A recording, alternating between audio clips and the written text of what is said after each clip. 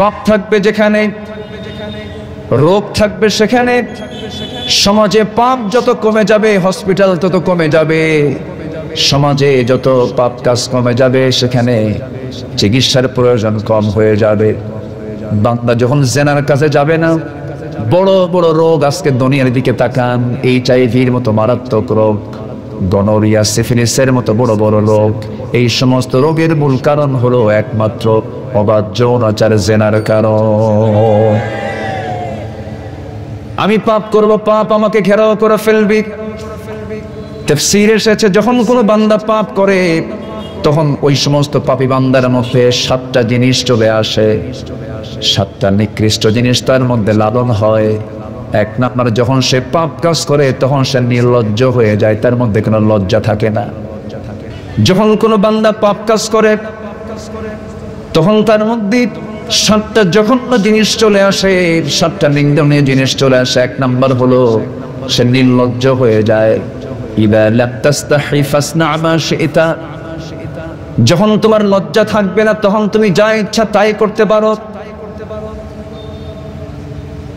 লজ্জা যার আছে, ঈমান তার টিকে আছে, লজ্জা যার নাই তার সব শেষ হয়ে যাবে। এই জন্য আমার বন্ধুগণ, যখন কোনো বান্দা পাপ করে তখন সে নির্লজ্জ হয়ে যায়, তার মধ্যে লজ্জা জ্ঞানটা থাকে না, শরম থাকে না, চক্ষু লজ্জা থাকে না, সমস্ত লজ্জা সে বেঁচে খায়, নষ্ট করে ফেলে।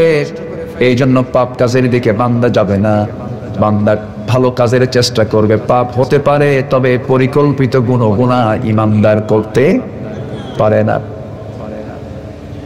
আমার বন্ধুগণ, নাম্বার 2 হলো চেহারার সৌন্দর্য নষ্ট হয়ে যায়। যখন কোনো বান্দা মদ্যপান করে, মদ্যপান করার সঙ্গে সঙ্গে তার বাহ্যিক একটা সিমটম প্রকাশ পেয়ে যায়। তার চক্ষুটা কি হয় বলেন? কি হয়? চোখ তখন লাল হয়ে যায়। আমার বন্ধুগণ, তার চোখ বলে দেয় সে মদ্যপায়ী, সে পাপ করলো, পাপ তাকে ঘেরাও করে ফেললো, তার সৌন্দর্য নষ্ট হয়ে গেল। চেহারার মধ্যে যে নূরটা, সেই নূরটা নষ্ট হয়ে যাবে। 1 নাম্বার হলো নির্লজ্জ হয়ে যাওয়া, নাম্বার 2 হলো সৌন্দর্য নষ্ট হয়ে যাওয়া, নাম্বার 3 সে নতুন নতুন রোগে রোগাক্রান্ত হয়ে পড়বে। আজকের দুনিয়া, আধুনিক দুনিয়া আমরা বলি, আগের যে পুরাতন যুগে আমার দাদারা সময়গুলো কাটিয়েছেন, তার চাইতে আজকের সমাজ আধুনিক চিকিৎসা থাকার পরেও রোগের পরিমাণ কমেছে না বেড়েছে? রোগের প্রকারও কমছে না বাড়ছে? বাড়ছে। আগে সামান্য জ্বর হলে পরে একটু রসুন, একটু কালো জিরা, সরিষার তেল চাবা চাবা খেলেই ঠিক হয়ে যেত। এখন হাই পাওয়ার অ্যান্টিবায়োটিক খাওয়ার পরে অসুখগুলো সারে না। কেন সারে না? এর মূল কারণ হলো সমাজে যখন পাপের পরিমাণ বেড়ে যাবে তখন এমন ধরনের দুরারোগ্য রোগ হবে, সেই রোগ থেকে বান্দা সহজে নাজাত পাবে না। আমার বন্ধুগণ, নাম্বার 4 হলো যখন কোনো বান্দা পাপ করবে তখন সেই বান্দার রিজিক বরকত শূন্য হয়ে যাবে, তার রিজিকে কোনো বরকত থাকবে না। হাজার হাজার কোটি টাকার মালিক হওয়ার পরও সে রিজিকে বরকত পাবে না। হাজার হাজার টাকার মালিক কিন্তু পেট ভরে খেতে পারে না, এমন দুনিয়া আমার দেশে আছে না নাই? আসতে বলবেন না, ছেলে নাই? কোটি কোটি টাকার মালিক, এই ব্যাংকে ওই ব্যাংকে ওই ব্যাংকে সারাদিন ঘোরাফেরা করতেই চলে যায়, অ্যাডজাস্ট করতেই চলে যায়, ডিপোজিট করতেই চলে যায়। কিন্তু যখন সে খাইতে বসে, খাইতে বসার আগে সামনে 1 কেজি আঙ্গুর নিয়ে বসেছে, খাওয়ার সময় মাত্র 1টা আঙ্গুর মুখে দিয়া কয়, আহারে আমার পোড়া কপাল, আর খেতে পারি না। 1টা আঙ্গুর খায় আর ইতিমের মতো ছায়া থাকে আঙ্গুরের দিকে। হাজার হাজার কোটি টাকার মালিক খেতে পাচ্ছে না। শহরের মানুষ বেশি খায় না গ্রামের মানুষ বেশি খায়? বলেন, টাকা বেশি কাদের? শহরের মানুষের। শহরের মানুষের টাকা বেশি, খায় কম। আর গ্রামের মানুষের টাকা কম, খায় বেশি। গ্রামের মানুষ তো খাওয়ার সময় পাজামার ফিতা খুলে নিয়ে বসে, ঠিক আছে না? যদি কম হয় ফজরে উঠে যায়, জমিতে চাষ করে, মাঠে কাজ করে, 8টা-9টার মধ্যে বাড়িতে এসে বউকে ডাক দিয়ে বলে, দেখো তো রাতের ওই পাতিলের নিচের পান্তাটা আছে নাকি। পান্তা নিয়ে বসে গেল, কাঁচা মরিচ আর পেঁয়াজ নিয়ে বসলো, 1 কেজি পান্তা গোগ্রাসে খাইয়া। যখন বলা হয় আর কি লাগবে, আরেক বোল হলে ভালো হয়। বরকত দেওয়ার মালিক কে? আসতে বলবেন না, বরকত দেওয়ার মালিক কে? আল্লাহ তাআলা। হাজার হাজার কোটি টাকার মালিক, এটা আপনার মূল রিজিক নয়। বাড়িতে যায় দেখে বউ ঠিক নাই, ছেলেটা ইয়াবা খায়, মেয়েটা আরেক দিকে লাইন মারে, শান্তি আছে? আসতে বলবেন না, শান্তি আছে? শান্তি নেই। আমার বন্ধুগণ, আমরা অনেকে রিজিকের ব্যাখ্যা বুঝি না। রিজিক মানে বুঝি শুধু অর্থবিত্ত, জমা জমির সম্পদ না। সর্বনিম্ন রিজিক হলো টাকা পয়সা, সর্বোত্তম রিজিক হলো নিজের সুস্থতা, আর পরিপূর্ণ রিজিক হলো আল্লাহর সন্তুষ্টি হাসিল করা। গোটা দুনিয়া আমার জন্য হলো, আমি নিজে অসুস্থ, কোনো লাভ নাই। সুস্থতা একটা রিজিক, একটা সুন্দর পরিবার, নেক স্ত্রী, নেক সন্তান একটা বড় রিজিক। গোটা দুনিয়া আমার নামে সবকিছু আছে, কিন্তু সন্তানগুলো সন্ত্রাসী, লাভ নাই। এমন বহু ধনী লোকের সন্তান আছে, সন্তান গিয়ে বাবার মাথায় পিস্তল ঠেকায়, আছে না নাই? তাহলে যখন পাপ কাজ বেড়ে যাবে, পরিবার নিয়ন্ত্রণহীন হয়ে যাবে, নিজেও নিয়ন্ত্রণহীন হয়ে যাবে, বরকত শূন্য হয়ে যাবে, নির্লজ্জ হয়ে যাবে, সৌন্দর্য চেহারা নষ্ট হয়ে যাবে। নাম্বার 5 হলো, যখন কোনো বান্দা ঘন ঘন পাপ কাজগুলো করবে, সবাই তাকে মনে মনে ঘৃণা করবে। ঠিক কিনা বলে? পাপীকে কিন্তু একজন পাপীও পছন্দ করে না। দেখবেন এক মুনাফিক আরেক মুনাফিকের কাছে, তুই তো বেটা মুনাফিক, ও নিজেও কিন্তু মুনাফিক। ঠিক আছে না? আচ্ছা আমার বন্ধুগণ, এই জন্য আল্লাহ রাব্বুল আলামিন বলছেন, বান্দারে, যে বান্দা পাপকে গ্রহণ করে নেবে, বালা মান কাসাবা সাইয়্যাতান ওয়া হাতাত বিহি খাতিয়াতুহু, পাপ তাকে ঘেরাও করে ফেলবে। তবে হ্যাঁ, এখানে কোন পাপের কথা বলা আছে? বান্দা যার নাম তার জীবনে গুনাহ হবে।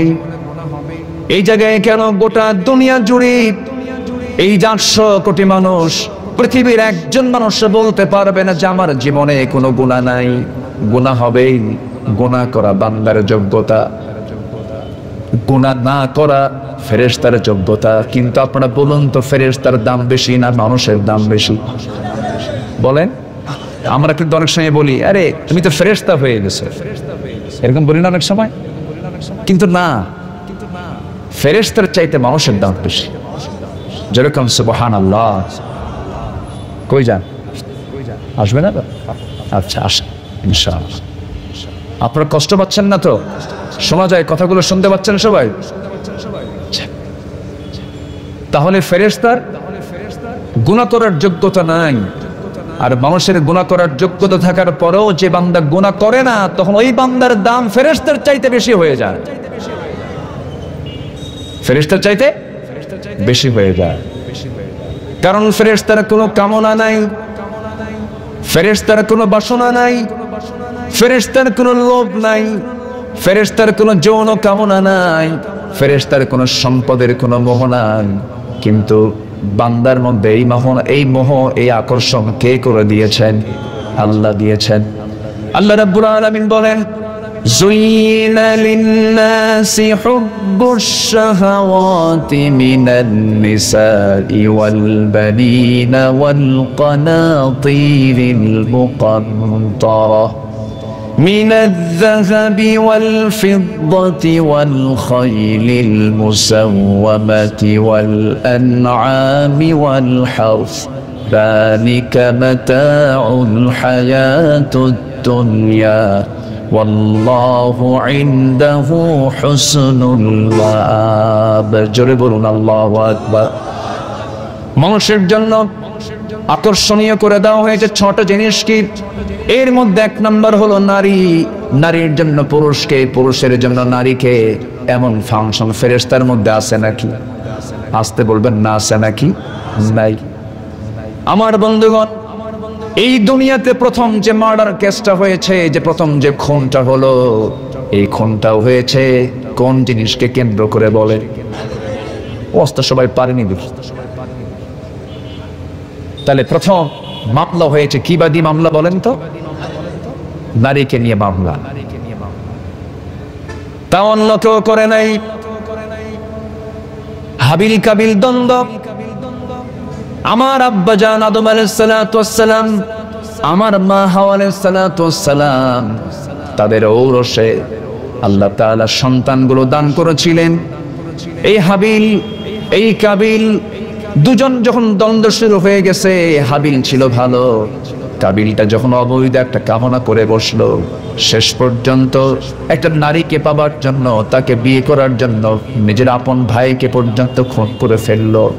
পৃথিবীর প্রথম খুন হলো ভাই ভাইকে খুন করা। পৃথিবীর প্রথম অপরাধ হলো, পৃথিবীর প্রথম যে খুন করা হয়েছে, যে অপরাধ, সেটা হলো নারীকে পাওয়ার জন্য। আল্লাহ বলছেন, বান্দারা আমি 6টা জিনিসকে তোমার জন্য আকর্ষণীয় করেছে। 1 নম্বর হলো নারী পুরুষের জন্য, আর নারীর জন্য পুরুষকে আমি আল্লাহ আকর্ষণীয় করে দিয়েছি। তবে হ্যাঁ, এই আকর্ষণটা অবশ্যই বৈধ, যদি বিয়ে মাফিক হয়, বিয়ের মধ্য দিয়ে হয়। আল্লাহ তাআলা তোমার জন্য সওয়াব লিখবেন, কিন্তু বিবাহ বহির্ভূত হলে পরে সওয়াব না জেনা? সওয়াব না জেনা? আজকের সমাজে বিয়ের পরিমাণ বেশি না জেনার পরিমাণ বেশি? আজ বিয়ের পরিমাণ বেশি না জেনার পরিমাণ বেশি? আজকে বইয়ের হক আদায় হয়? আজকে তো হয়। বইয়ের হক আদায় হয় না? কার হক আদায় হয়? ভুল বলে। বইয়ের হক আদায় হবে না কেন? তবে হ্যাঁ, লঙ্ঘিত হচ্ছে বইয়ের যে প্রকৃত হক, স্বামী আদায় করছে না। আবার স্বামীর যে হক, বউ ঠিক মতো আদায় করছে না। হক লঙ্ঘিত গুনাহ আজকের এই সমাজে, এই পারস্পরিক হক লঙ্ঘনের গুনাহ আছে না নাই বলেন তো? আসতে বলবেন না, আছে না নাই?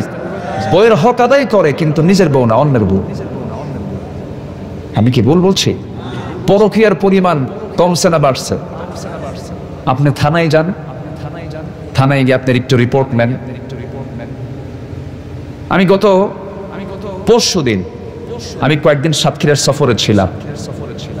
আমার আগামীকালকে মাহফিল খুব বেশি দূরে না, মাত্র টেকনাফ। নাম শুনছেন? টেকনাফ থেকে তেতুলিয়া বলে না, সেই কক্সবাজারের টেকনাফের একদম সীমান্ত এলাকা। জি, একজন বলছে আমার বাড়ির ধারে না? বাড়ির ধারেই তো, আমার সোনার বাংলায় তো, আমার বাংলাদেশ তো। সম্মানিত ভাইয়েরা, তো সেখানে এসপি মহোদয় আমার আগে, তিনি শুধু কথা বলেন নাই, সুন্দর ওয়াজও করেছেন। খুব সুন্দর, উনি প্রায় আধা ঘন্টা 40 মিনিটের মতো তিনি বক্তৃতা করলেন। এত সুন্দর, শুধু আয়াতটা শুধু বলে দিলেই পরিপূর্ণ ওয়াজ হয়ে যেত। খুব সুন্দর তিনি কথা বলেছেন। সম্মানিত ভাইয়েরা, একটি আদর্শ সমাজের বৈশিষ্ট্য হলো সমাজে পাপের পরিমাণ বেড়ে যাওয়া না কমে যাওয়া? কম। পাপের পরিমাণ কম থাকবে, ভালোর পরিমাণ, নেকের পরিমাণ বেশি হবে। আচ্ছা বলুন তো আপনারা সবাই, আজকে আমরা যে সমাজে বসবাস করছি, ভালো কাজের পরিমাণ বেশি না খারাপ কাজের পরিমাণ বেশি? বলেন বলেন বলেন। খারাপ কাজটা বেশি। আচ্ছা, আরেকটা প্রশ্ন, যদি আমি বলি যে আমাদের সমাজে ভালো কাজ করা এখন সহজ না খারাপ কাজ করা সহজ? ভালো কাজ করা কঠিন, চরম কঠিন। শুধু কঠিন না, চরম কঠিন। সম্মানিত ভাইয়েরা, আমি দেশের বহু দেশ আমি সফর করেছি। আমার আগে পরে যারা ইমিগ্রেশন ক্রস করে, অর্থাৎ একটা দেশ থেকে যখন আরেকটা দেশে যায়, তখন ইমিগ্রেশন সেখানে কিছু প্রশ্ন করে, অফিসাররা প্রশ্ন করে, কেন আসছেন, কোথায় যাবেন, কি উদ্দেশ্য আপনার, এরকম প্রশ্ন করে। কারোর ব্যাপারে কোনো প্রশ্ন নাই। একটু যদি মুখে দাড়ি থাকে, আর একটু যদি ঢিল ঢাল যদি পাঞ্জাবি পায়জামা থাকে, মনে করেন এখন মানে শুধু পাজামা খোলা বাদ, জাস্ট কথার কথা বললাম। এই যে আপনি দিন পরিবেশে আপনি থাকবেন, শুধু এই দেশ নয় গোটা দুনিয়া জুড়ে আজকে ইসলামকে সন্ত্রাসী ধর্ম, মুসলিমকে সন্ত্রাসী জঙ্গি এবং ইসলামকে সন্ত্রাসের ধর্ম আখ্যা করার জন্য, প্রমাণ করার জন্য ইউরোপ আমেরিকা উঠে পড়ে লেগেছে। সম্মানিত ভাইয়েরা, তার হাওয়া যে আমার দেশে লাগে নাই তা কিন্তু নয়, এবং তাদের এজেন্টও কিন্তু আমার দেশে কিছু আছে। আসতে বলবেন না, আছে না নাই? আছে। সম্মানিত ভাইয়েরা, একটা হিন্দু ভাইদের, হিন্দু বোনদের জীবনাচরণ, তাদের লাইফ স্টাইল আর মুসলমানদের লাইফ স্টাইল কি এক হতে পারে? আসতে বলবেন না, এক হতে পারে? তাদের সংস্কৃতি এবং আমাদের সংস্কৃতি কখনো এক হতে পারে? তাহলে তাদের তৈরি করার নাটক, হিন্দু ভাইদের তৈরি করার নাটক, সিনেমা, আমাদের ধর্ম, আমাদের সংস্কৃতিকে সামনে রেখে তাদের নাটক তৈরি হয়। তাদের নাটকের জন্য আজকে আমার দেশের মা বোনটা কেন পাগল হয়? কথা আছে না নাই? সাংস্কৃতিক পরাধীনতা, এই প্রকৃত পরাধীনতা। আজকে আমরা সাংস্কৃতিক অঙ্গনটাকে আমরা হারিয়ে ফেলেছি, আমরা দেউলিয়া। এখন নিজস্ব সংস্কৃতি বলতে আজকে কিছু নাই। সম্মানিত ভাইয়েরা, বিগত সময়ের চাইতে এখন শিক্ষিতের হার কমেছে না বেড়েছে? বলেন, কমেছে না বাড়ছে? আচ্ছা, তালাকের পরিমাণ কমছে না বাড়ছে? হ্যাঁ, কমছে।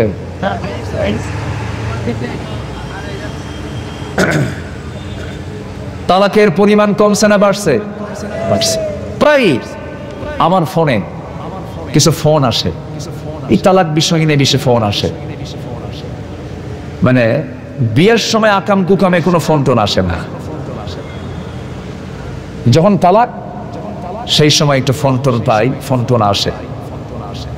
তালাক টালাক দিয়ে আবার ভুলও করে, ভুল স্বীকার করে বলে, হুজুর রাগের মাথায় তালাক দিছি।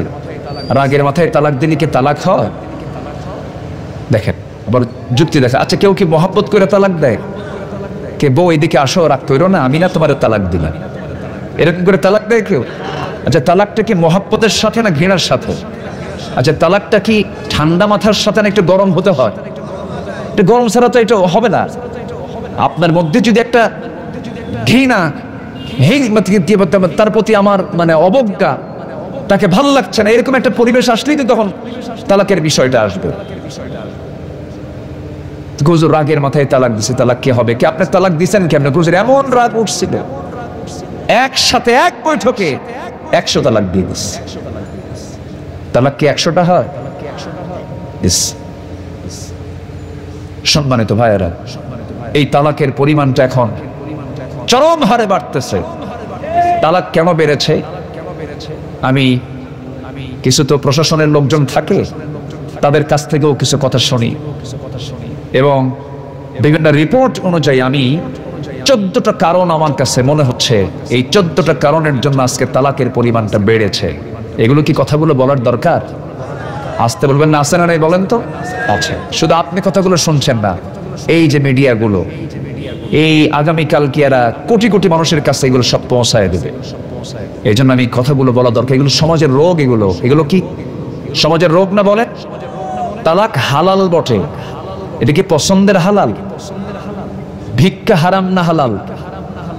হ্যাঁ, হারাম না তো? ভিক্ষাও হারাম না, ভিক্ষাও হালাল।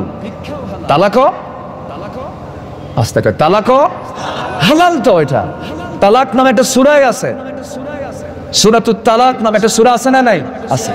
তালাকও হালাল, ভিক্ষাও হালাল, কিন্তু খুব পছন্দের নাকি?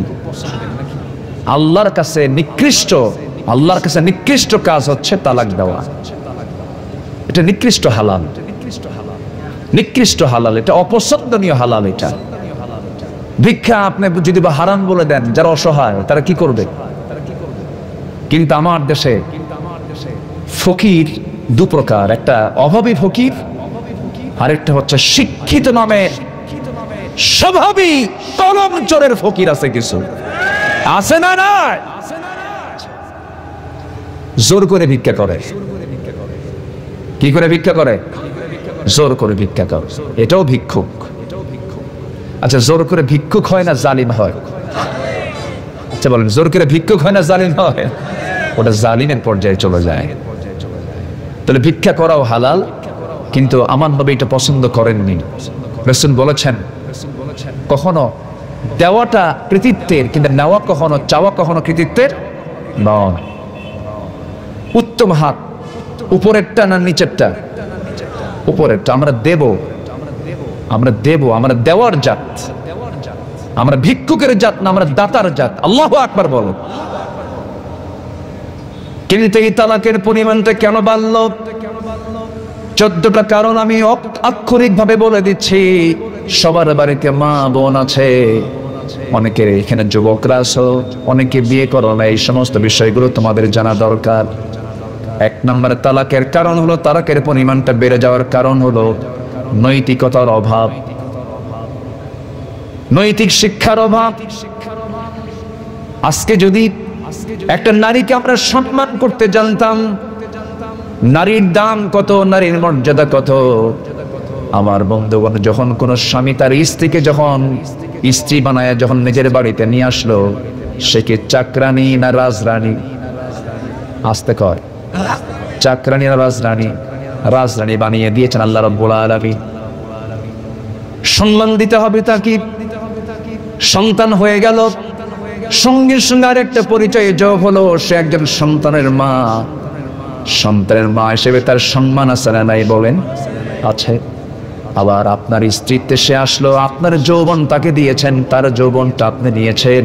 কম বড় সম্পদ কিন্তু আপনি নেননি তার, এবং আপনার কম বড় সম্পদ সে গ্রহণ করে নাই। হুন্না লিবাসুল লাকুম ওয়া আনতুম লিবাসুল লাহুন্না।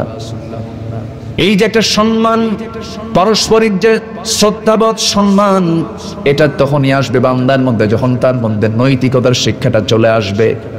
নাম্বার 2 হলো পারিবারিক শিক্ষার বড় অভাব। দেখবেন অনেক পরিবারের তালাকের অন্যতম কারণ হয়ে যায় শ্বশুর শাশুড়ির দ্বারা। আছে কিনা?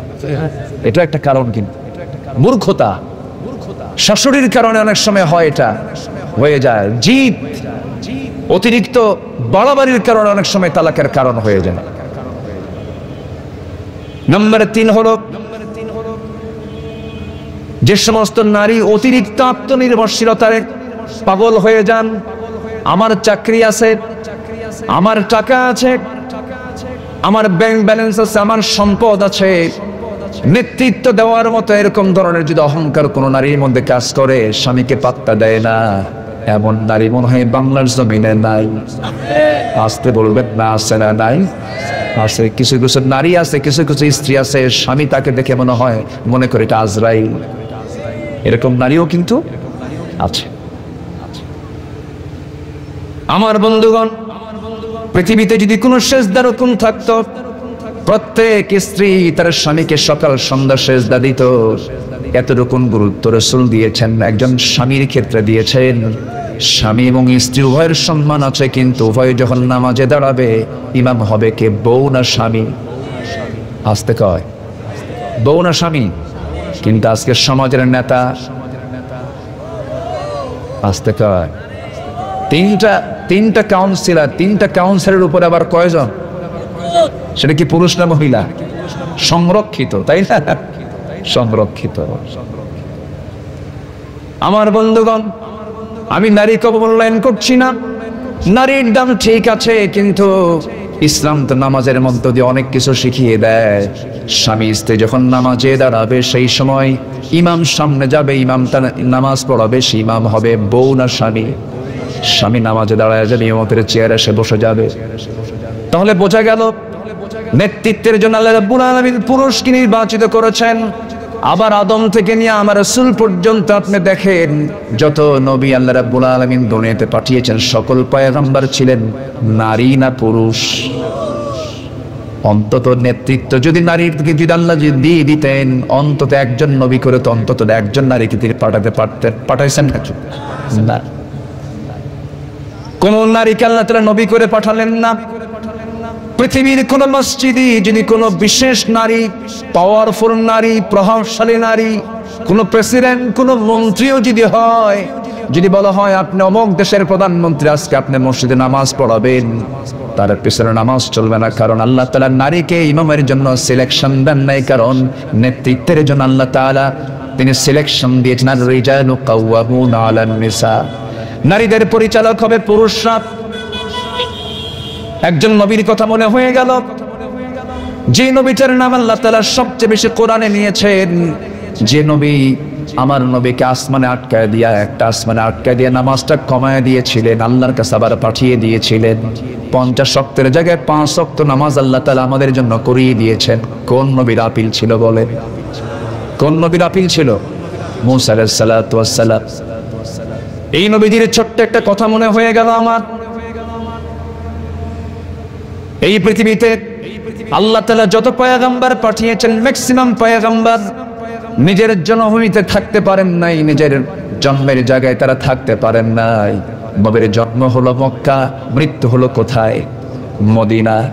এরপরে মূসা আলাইহিস সালাতু ওয়াস সালাম তিনি জন্ম নিয়েছেন এক জায়গায়, টিকতে পারেন নাই, দেশ থেকে তিনি স্থানান্তর হতে হয়েছে, তাকে হিজরত করতে হয়েছে। নারী যে পুরুষের পরিচালক হবে না, নেতৃত্বের জন্য যে একমাত্র আল্লাহ তাআলা পুরুষকে নির্বাচিত করেছেন, তার বহুবিধ কারণ আছে। আমার নবীজি একদিন বলেন, এ নারীর সমাজ, ইয়া মাশারান নিসা তাসাদদাকনা, তোমরা বেশি করে দান করো।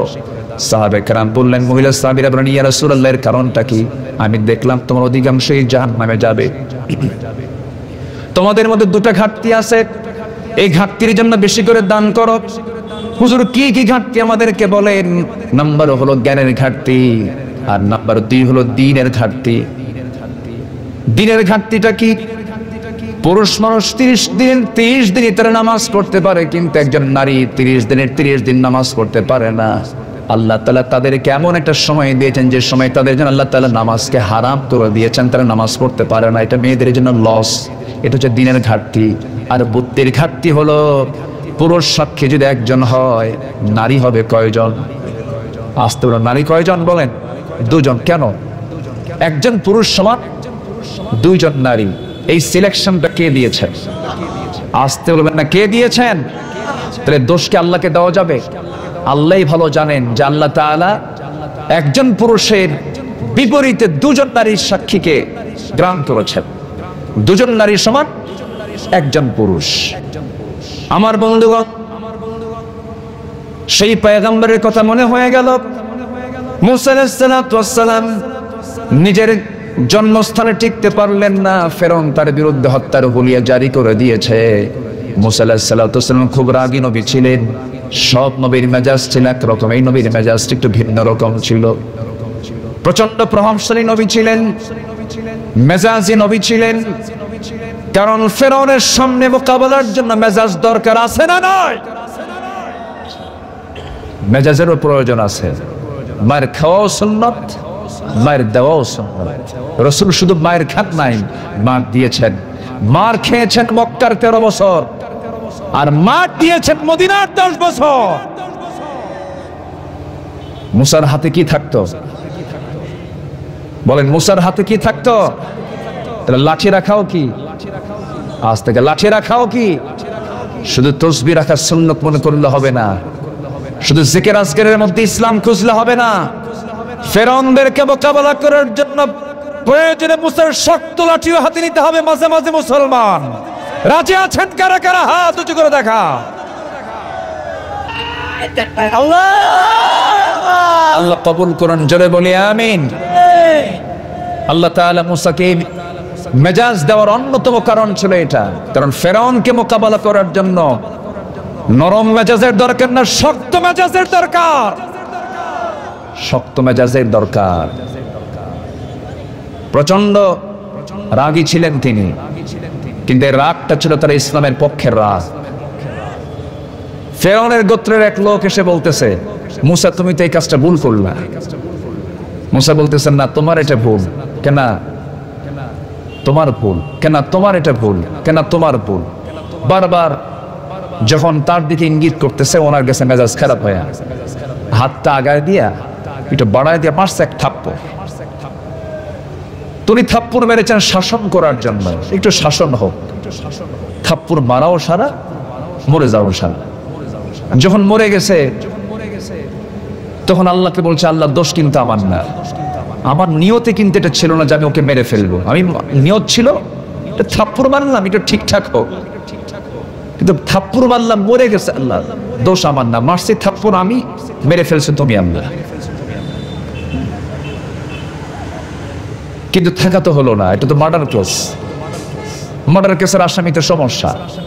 তখন বলা হলো, মুসা তুমি আর থাকতে পারতেছো না, তুমি এখন এই মিশর থেকে তুমি চলে যাও, তুমি মিশর আর থাকতে পারবা না, তুমি চলে যাও। তিনি হিজরত করতে বাধ্য হলে যেদিকে চোখ যায় সেই দিকে রওনা দিলেন। প্রচন্ড ক্ষুধা লাগছে, 1000 মাইল অতিক্রম করে প্রায় চলে গেছেন। মাদিয়ান এলাকায় গিয়ে একটা কূপের ধারে প্রচন্ড তৃষ্ণার্ত, একটা ঢাকনা আছে উপরে, সেই ঢাকনা তিনি টান মারলেন। ঢাকনাটার ওজন এত বেশি, ওই ঢাকনা টান দিতে 7 থেকে 8 জন শক্তিশালী পুরুষ লাগে। উনি একাই সরায় দিলেন, সেখান থেকে তুলে পানি পান করলেন, জীবনের শক্তি ফিরে পেলেন। হঠাৎ করে দেখেন দুটো মহিলা, মাথায় কাপড় দেওয়া, বংশিয়া, শালীনতা আছে, এরকম দুজন মহিলা এসে হাতে বালতি নিয়ে দাঁড়ায় আছে কূপের ধারে। মুসা আলাইহিস সালাতু ওয়াস সালাম ভাবলেন, বেচারা মহিলা মানুষ, সহযোগিতা করা দরকার। তো মহিলাদের পাশে পুরুষের দাঁড়ানোর দরকার আছে না? বিশেষ করে গার্লস স্কুলের সামনে আরো বেশি দরকার, নাকি বেশি দরকার? ওই হেল্প না, কিন্তু এটা প্রয়োজনের হেল্পের কথা বলছে। দেখবেন না, দেখেন না কিছু কিছু যুবক ছেলে গার্লস স্কুলের সামনে যায়, সুন্দর মানে সামনে বসে থাকে, এত সুন্দর ফুটফুটে বাচ্চা, মনে হয় শিশু, কিচ্ছু বোঝে না। আছে না এরকম? আছে না? আছে। ঘন্টার পর ঘন্টা বসে থাকে, অপেক্ষার প্রহর গুনছে, আমার টার্গেট কখন ফিল আপ হবে। মেয়েটা বের হলো, ছেলেও পিছে পিছে যায়, মেয়ে পিছনের দিকে তাকায় না। ছেলে এখন বলে, দেখো একটা বার তাকাও, অন্তত একটা বার তুমি আমার দিকে তাকায় দেখো, দেখো 3টা রাত যাবত আমার ঘুম নাই, তুমি একটা বার বলো আমি একটু ভালোবাসি। আচ্ছা, ভালোবাসা কি বিয়ের আগে হয়? আসতে কয়, ভালোবাসা কি বিয়ের আগে হয়? তাহলে এই যে সিনেমা নাটকগুলো যে তৈরি করছে, এটা কি ভালোবাসার সিনেমা না জেনা করার সিনেমা? এই সমস্ত সুশ্রুড়িগুলো, এই নাটক সিনেমাগুলো যে দেওয়া হচ্ছে, সম্পূর্ণ সমাজকে ধ্বংস করার জন্য এগুলো করা হচ্ছে, ঠিক কিনা?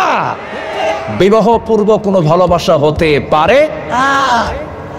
পৃথিবীর বড় বড় যারা পশ্চিমা মনীষী বলেন, যাদের মধ্যে ইসলাম নাই, তারাও বলেছেন বাধ্য হয়ে,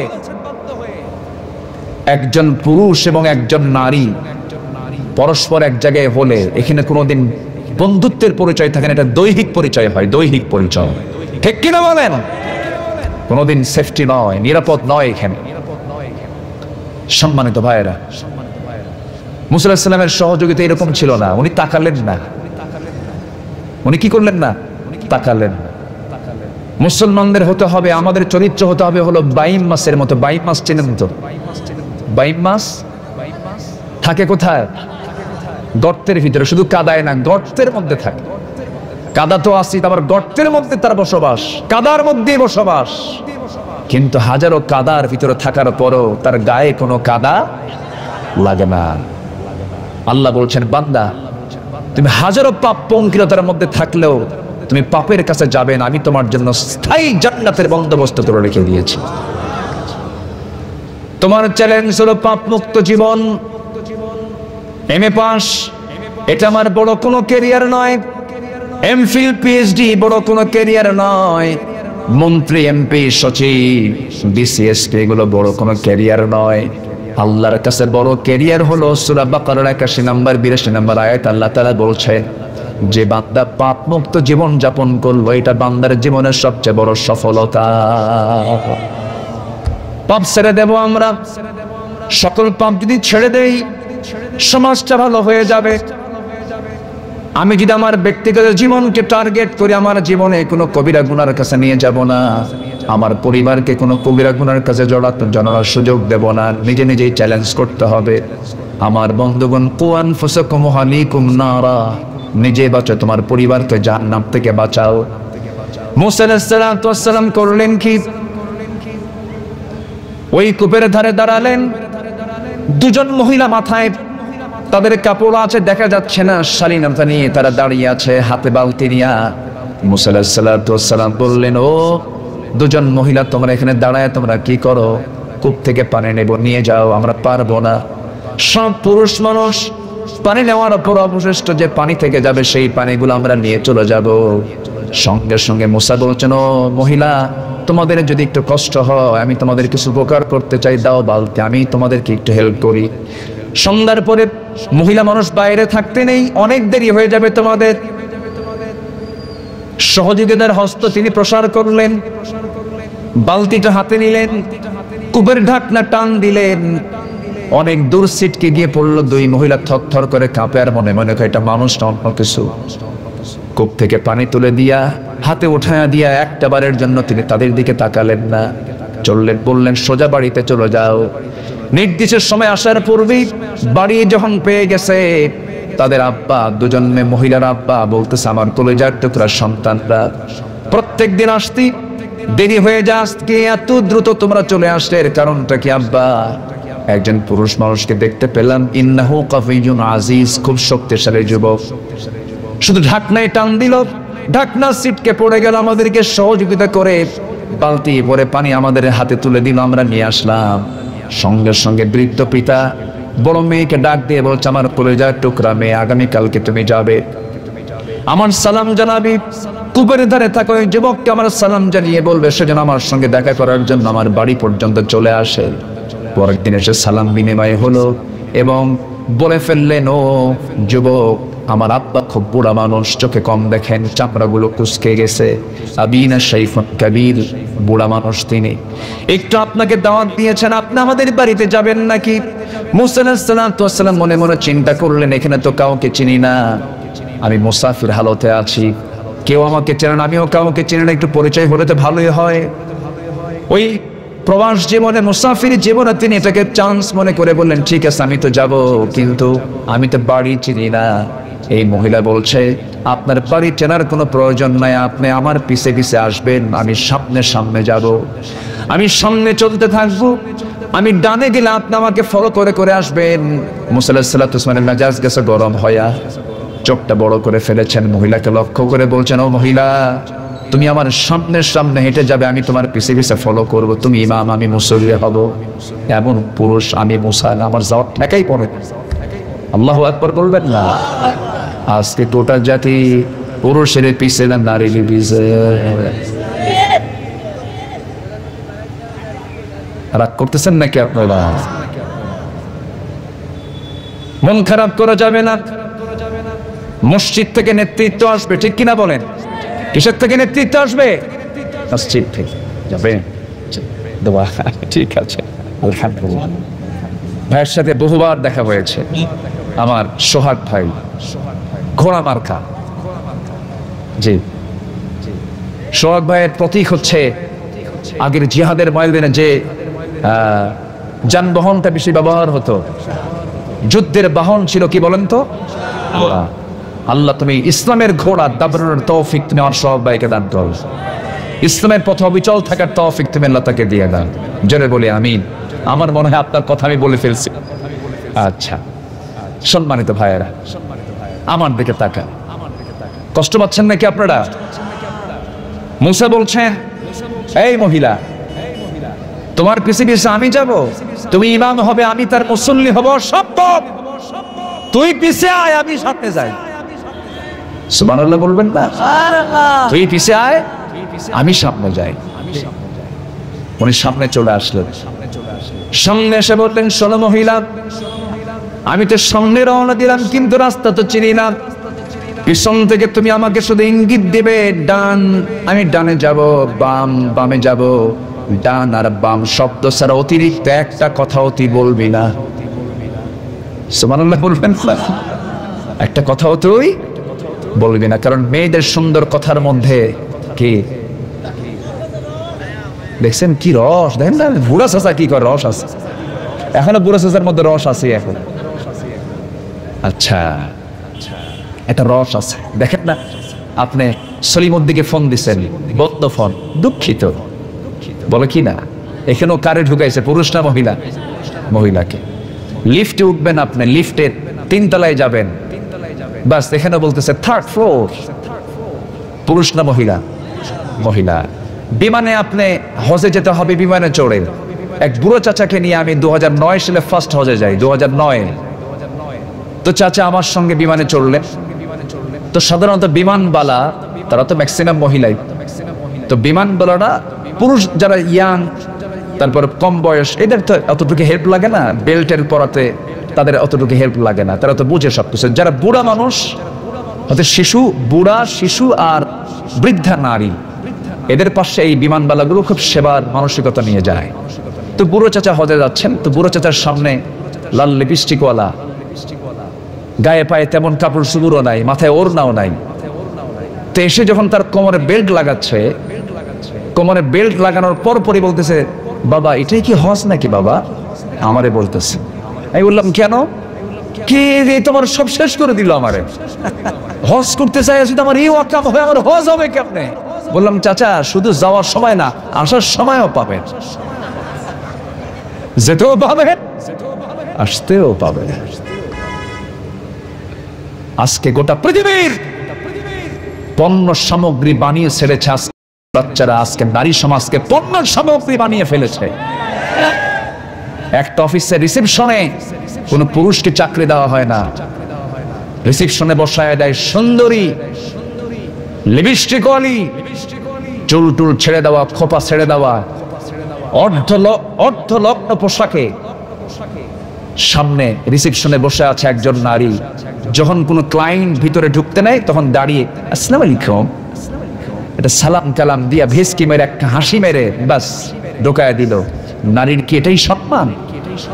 নারীর কি সম্মান এই জায়গায়? নারীর সম্মান হলো, আল্লাহ তাআলা বলছেন আমি নারীকে এত সম্মান দিয়েছেন, নারীর পায়ের নিচে আমি জান্নাত রেখে দিয়েছি। সেই নারীকে আজকে আমরা নামাতে নামাতে এত নিচে নামিয়েছি যে তাদের পোস্টার আমরা দেওয়ালে দেওয়ালে উলঙ্গ করে লাগায় রাখি। যেরকম নাউজুবিল্লাহ। আমার মার দাম নাই? আসতে দাম আছে না নাই? ইসলাম উলঙ্গ নারীকে ঢাকিয়ে দিয়েছে। আলহামদুলিল্লাহ বলেন। ইসলাম উলঙ্গ নারীকে কি করেছে? ঢাকিয়ে দিয়েছে। পোশাক মানুষের থাকবে গায়ে, পোশাক থাকবে না বনের জন্তু, বনের পশুদের গায়ে কোনো পোশাক থাকবে না। মানুষ যার নাম তার পোশাক পরার দরকার আছে না নাই?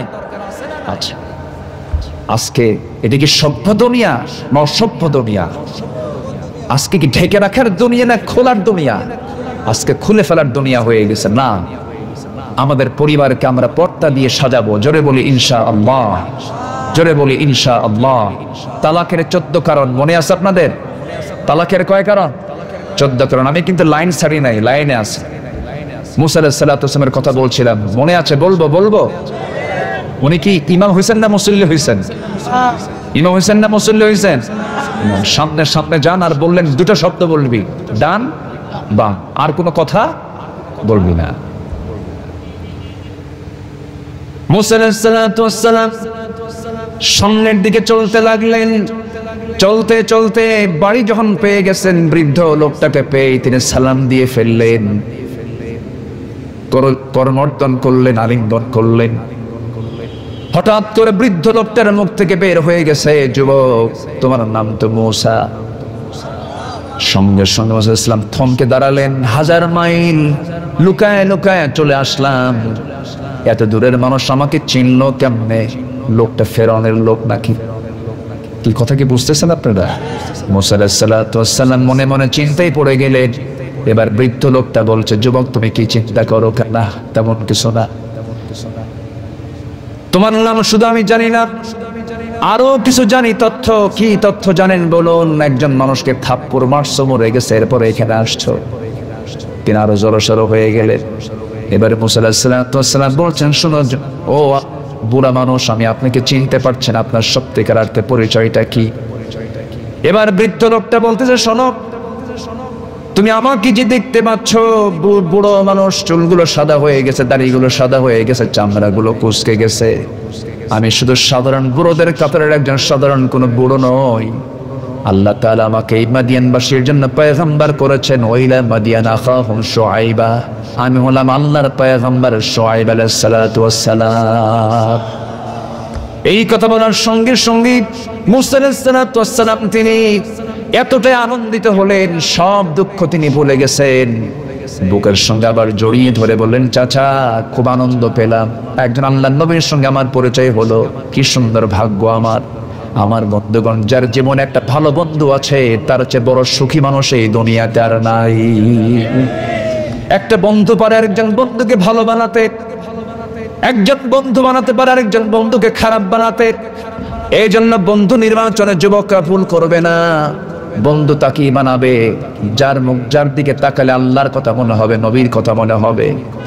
যে বন্ধুটা তোমার বন্ধু হবে সে বন্ধুর মুখে সবসময় থাকবে কার জিকির, আসতে বলবেন না কার জিকির। আর যে বন্ধু তোমাকে পরকারের কথা বলবে তাকেই তুমি বন্ধু বানাবে, এবং বন্ধু তাকে নির্বাচন করবে যার সঙ্গে তুমি আরো শাস্তিমের ছায়া একসঙ্গে থাকবে। যেরকম সুবহানাল্লাহ। মুসা আলাইহিস সালাতু ওয়াস সালাম তিনি এবার করলেন কি, খুব আনন্দিত হলেন, কিন্তু শুআইব আলাইহিস সালাতু ওয়াস সালাম এবার প্রস্তাব দিয়ে বসলেন, শোনো ও মুসা, গতকালকে আমার মেয়ে দুটাকে দেখেছো, আজকে আমার মেয়েকে দেখেছো, আমার দুইটা মাত্র মেয়ে, এই দুইটা মেয়ের যে কোনো একটা মেয়েকে আমি তোমার সঙ্গে বিয়ে দিতে চাই, তুমি কি বিয়ে করবা নাকি? মুসা আলাইহিস সালাম মনে মনে ভাবলেন, শ্বশুর যদি নবী হয় কত বড় ভাগ্য আমার। চিন্তাই করলেন না, বললেন রাজি। যখন বলছেন রাজি, মুসা আলাইহিস সালাতু ওয়াস সালামের এই কথা শুনে সাল্লাল্লাহু বললেন, শোনো আমার তো মেয়ে, তোমার সঙ্গে বিয়ে দেব, কিন্তু তোমার তো লক্ষণ খারাপ। কেন? থাপ্পড় মারলে মানুষ মরে, থাপ্পড় মারলে মানুষ মরে। এটা কিন্তু সূরা কাসাসের কথা। সূরা কাসাস আল্লাহ তাআলা সব বলে দিয়ে, সূরা কাসাস বাড়িতে পড়বেন, একদম সুন্দর করে, একদম সেম কথা কোরআনে পাবেন। আমার তো কথা নাই, এগুলো ওয়াজ কার? আল্লাহ। শিক্ষা আছে না নাই? মুসা আলাইহিস সালাতু ওয়াস সালাম বললেন, আপনি যা বলবেন তাই হবে, এখনই বিয়ে হয়ে যাক, কোনো সমস্যা নেই। কিন্তু তিনি বললেন, না না, তোমার রিপোর্টটা খারাপ। আমি যখন একটা মেয়েকে তোমার সঙ্গে বিয়ে দেব, তবে শর্ত হলো আমার বাড়ির কিছু ছাগল আছে, এই ছাগলগুলো তোমার পালতে হবে 8 বছর। 10 বছর হলে ভালো হয়, 8 বছর হলো অনার্স কোর্স, 10 বছর হলো মাস্টার্স কোর্স। তুমি যদি ফিল আপ করতে পারো, তখন আমি আমার মেয়েকে তোমার হাতে তুলে দেব। মুসা আলাইহিস সালাতু ওয়াস সালাম ছিলেন নরম মেজাজের না গরম মেজাজের? যাদের রাগ বেশি তাদের কাছেই তো ছাগল খুব নিরাপদ। ছাগল নিরাপদ নাকি? নিরাপদ না বিপদ? বিপদ। এক তো রাগী মানুষ, এই রাগী পয়গম্বরের হাতে তুলে দিলেন ছাগল পালার দায়িত্ব। আল্লাহ রাব্বুল আলামিন মুসা আলাইহিস সালাতু ওয়াস সালামকে ছাগল পালার দায়িত্ব শুধু দেন নাই, পৃথিবীতে এমন কোন নবী নাই যে নবী ছাগল চড়ান নাই। জোরে বলুন সুবহানাল্লাহ। আমরা রাসূল নিজে বলেছেন, সব নবী ছাগলওয়ালা ছিল। আল্লাহু আকবার বলেন। সব নবী কি ছিল? ছাগলওয়ালা। সব নবী ছাগলওয়ালা ছিলেন। ঈসা আলাইহিস সালাতু ওয়াস সালাম ছাগল লালন করেছেন, সব পয়গম্বর ছাগল লালন করেছেন, আমার নবীও ছাগল লালন করেছেন। মুসা আলাইহিস সালাতু ওয়াস সালাম ছাগলগুলো পালতে লাগলেন। 1 বছর নয়, 2 বছর নয়, দীর্ঘ 10টা বছর। 10টা বছর যখন ছাগল পালা শেষ হয়ে গেল, এর মধ্যে তার কি ওই পরিবারের আল্লাহর পয়গম্বরের মেয়ের সঙ্গে কোনো প্রেম হয়েছে নাকি? আসতে কয়, ভালোবাসা হয়েছে? দেখছে কয়বার? বলেন কয়বার? কয়বার? 2 বার। তাহলে এখানে কিন্তু অনেকগুলো শিক্ষা আছে। বিয়ে করার নিয়তে সর্বোচ্চ 1 বার 2 বার দেখা যেতে পারে, কিন্তু এই যে পার্কে যে যায়, পার্কে আর ক্যাম্পাসের সামনে, এটা কি 1 বার দেখে? হ্যাঁ, কয়বার? আনলিমিটেড। কি লিমিটেড বলেন তো? লিমিট তো সীমার মধ্যে, আনলিমিটেড। দেখতে দেখতে এত বেশি দেখে ফেলে, বিয়ার পরে আর মোহাব্বত থাকে না। বিয়ার পর হয় কিলে কিলে। কি হয়? কিলে। যারা বিবাহ পূর্বেই নোংরামি করবে, আল্লাহর কসম সুখ পাবা না, শান্তি পাবা না, রহমত পাবা না, সন্তানগুলো আল্লাহওয়ালা হবে না। নোংরামি ছেড়ে দাও, বিবাহের পথ ধরো, বিকৃত পথে নিজের জীবন যৌবনকে নষ্ট করে দিও না। এগুলো কথা কি বলার দরকার আছে? আছে না নাই? সমাজের অবক্ষয় নিয়ে আজকে আমার কথা। পাপ কেমনে আমরা কমাবো? সম্মানিত ভাইয়েরা, মুসা আলাইহিস সালাম ছাগল লালন পালন করলেন। যেদিন তার ছাগল পালা শেষ, তাফসীর ইবনে কাসিরে আসছে, শেষ দিন তিনি ছাগল পালগুলো নিয়ে বাড়ির দিকে আসতেছিলেন। বাড়ির দিকে ফেরার পথে অনেকগুলো ছাগল পাল থেকে একটা ছাগল একদিকে একাকী দৌড় মেরেছে। সেই ছাগলটা একাকী যখন চলে গেল, মুসাও তার পিছে পিছে দৌড়ালেন। ছাগল দৌড়ায়, নবীও দৌড়ান। শেষ পর্যন্ত ছাগল আর পারল না। মুসা আলাইহিস সালাম খেপে গেলেন, রেগে গেলেন, ছাগলটাকে শক্ত করে ধরে ফেললেন।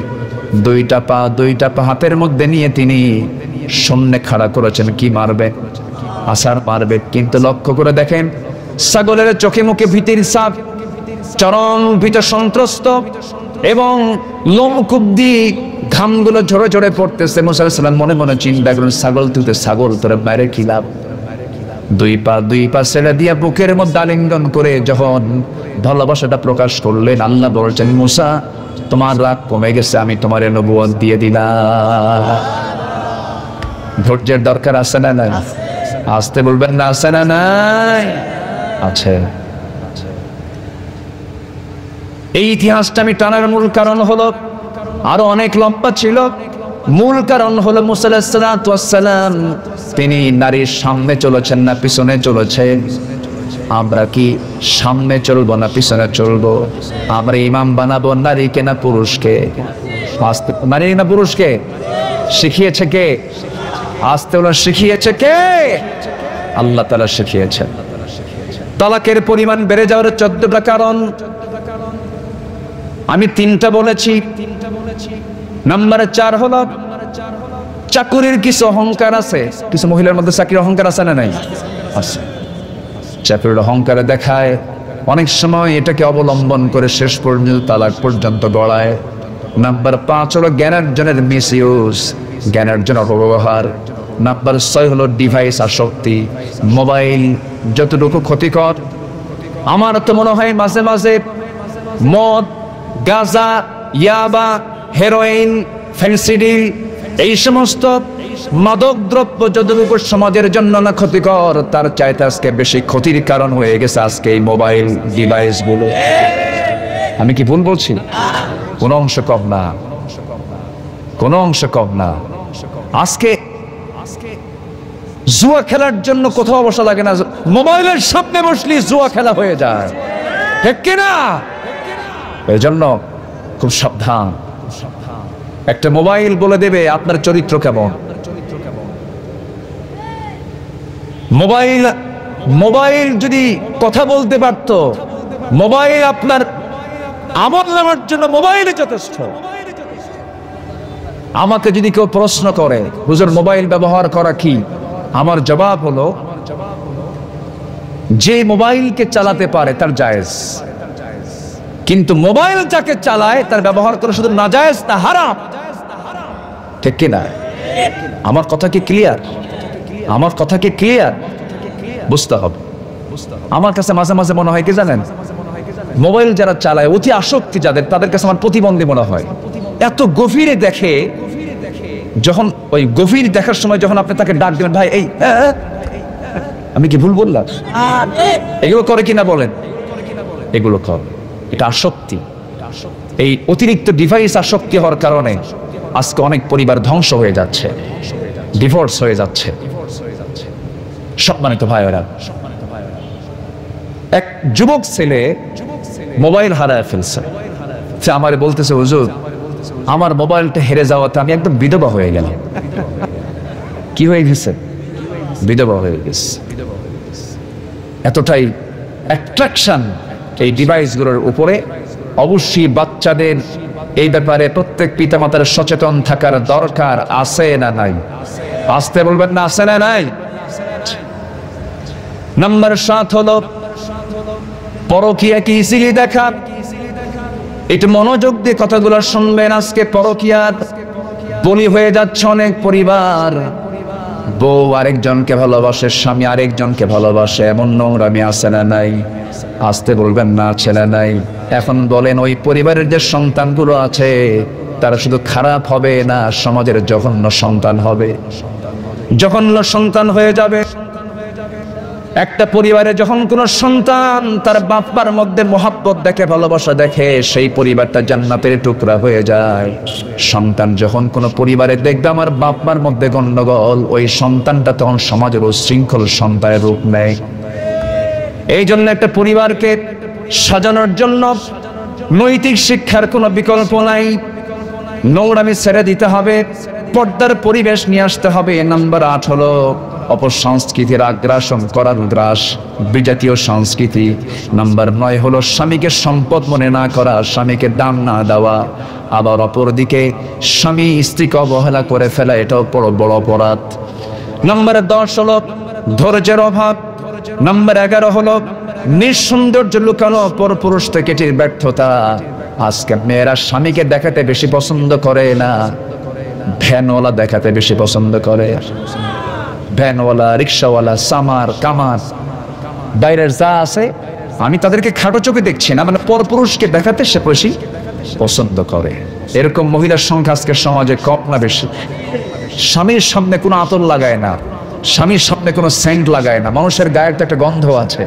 স্বামীর সামনে সেন্ট আতর না লাগায়া যখন মার্কেটে যাবে এমন সেন্ট মারে 3 মাইল দূর থেকে ঘ্রাণ পাওয়া যায়। আমি কি ভুল বলছি? এই সমস্ত নোংরামিগুলো আজকের সমাজে লক্ষণীয়। আমার বন্ধুগণ, নাম্বার 12 হলো সন্তান পরিবারকে গুরুত্ব না দেওয়া, তালাকের অন্যতম কারণ। সন্তান একটা পরিবার গঠনের, পরিবার মজবুতের একটা মূল বাহন, কিন্তু সন্তান কতটুকু গুরুত্ব না দিয়া এরকম পরিবার ধ্বংস হয়ে যায়, তালাকের দিকে চলে যায়। নাম্বার 13 হলো স্বামী এবং স্ত্রীর আখিরাতের যে একটা ভয়, সেই ভয়টা যখন তাদের মধ্যে না থাকবে, সেই সময় তালাকের এটা অন্যতম কারণ হয়ে যাবে। এই জন্য আমার বন্ধুগণ, এই বিষয়গুলো আমরা খেয়াল করব। সর্বশেষ আমি যে কারণটা খুঁজে পাই সেটা হলো পরস্পরের সারের মানসিকতা না থাকা। আমি আপনাকে একটা প্রশ্ন করব, পুরুষরা বাঁকা জাত না নারীরা বাঁকা জাত? হ্যাঁ, একটু ভালো করে বলবেন। নারীকে বাঁকা করে সৃষ্টি করেছেন কে? এটা কি আমার কথা না আল্লাহর কথা?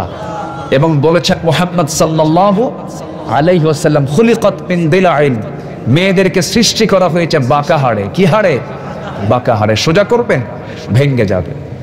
এখন স্বামী স্ত্রীর মধ্যে যদি কোনো দ্বন্দ্ব লেগে যায়, এর মধ্যে সবচেয়ে বেশি ছাড় দেওয়ার মানসিকতা থাকতে হবে পুরুষের না নারীর?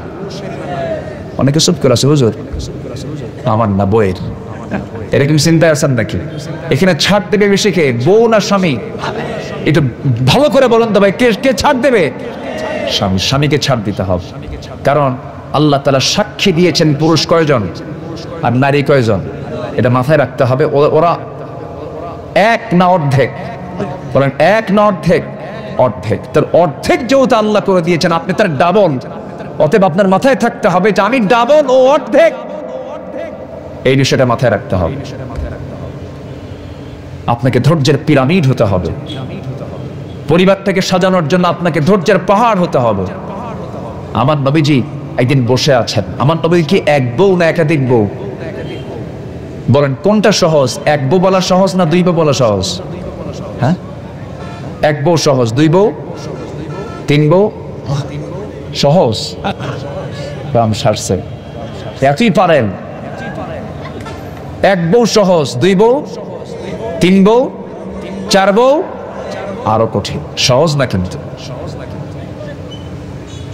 ইসলামে এটা জায়েজ করেছে বটে। কেন জানেন? অনেকগুলো কারণ আছে। এর মধ্যে 1 নম্বর কারণ হলো সমাজে জেনা বন্ধ করার জন্য। ঠিক কিনা বলেন? এই আকাপ কুকাপ করা ভালো না বিয়ে করা ভালো? বিয়ে। অনেক মহিলা আছে আবার স্বামীকে বলে তুই যা কর। আমি কিন্তু বউ একটাই। ওই দেখেন কত বড় খারাপ মহিলা আছে না নাই বলেন তো? এটাও কিন্তু খারাপ দিক।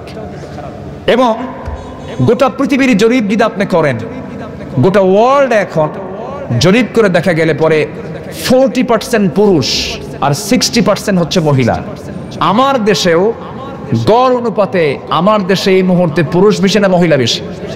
মহিলা বেশি। তাহলে পুরুষ যদি হয় 40%, মহিলা যদি হয় 60%, তাহলে 40%কে 40-40কে বিয়ে করলো, আর বাকি 20% কি জাতীয় সম্পদ হবে? জাতীয় সম্পদ হবে।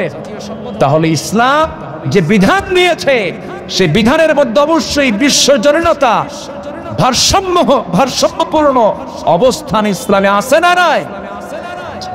এমনি আল্লাহ তাআলা এগুলো বলেন নাই। যারা এগুলো বলে না বুঝে না জেনে বলে এই সমস্ত কথাগুলো। সম্মানিত ভাইয়েরা, আমার নবীজির সামনে 4 স্ত্রী বসা। কয় স্ত্রী? 4 স্ত্রী। আমার নবীজির সামনে 4 স্ত্রী বসে রাসূলকে লক্ষ্য করে বলছেন, ইয়া রাসূলুল্লাহ, আমাদের 4 জনের মধ্যে গন্ডগোল হয়েছে। কি গন্ডগোল? আপনি কাকে সবচেয়ে বেশি ভালোবাসেন? আমার রাসূল বললেন, এমন প্রশ্ন তোমরা করলে কেন? না, আমরা 4 জন গন্ডগোল লেগেছি, সবাই বলতেছে আমাকে বেশি ভালোবাসে, কেউ ছাড় দিচ্ছে না। আপনার মুখ থেকে আমরা জানতে চাই, আপনি আমাদের মধ্যে 4 জনের মধ্যে কাকে বেশি ভালোবাসেন? এমন প্রশ্ন শুনে রাসূল মুস্কি একখানা হাসি মেরে বললেন, আমার বউরা শোনো, এই প্রশ্নের জবাব দিতে আমার এটা সময় লাগবে, আগামীকালকে সকালে আমি তোমাদেরকে বলবো। যাও। 4 জনকে ঘরে পাঠায়া দিলেন। অন্ধকার যখন হয়ে গেল, প্রথমে আম্মা জান আয়েশার ঘরে ঢুকে বলছেন, আয়েশা, আমি তোমাকে দারুণ ভালোবাসি। হাতের মধ্যে তিনি মোট 8টা খেজুর নিয়েছেন, 2টা করে প্যাকেট করলেন। 2টা খেজুর আম্মা জান আয়েশার হাতে দিয়ে বলছেন, আয়েশা, আমি তোমাকে খুব ভালোবাসি, তোমাকে 2টা খেজুরও দিয়ে গেলাম, আর তোমাকে বলে যাচ্ছে আমি যে তোমাকে সবচেয়ে বেশি ভালোবাসি, এই কথা যেন অন্য কোনো বইয়ের কানে না যায়। দ্বিতীয় স্ত্রী ঘরে গিয়ে কি কথা বললেন?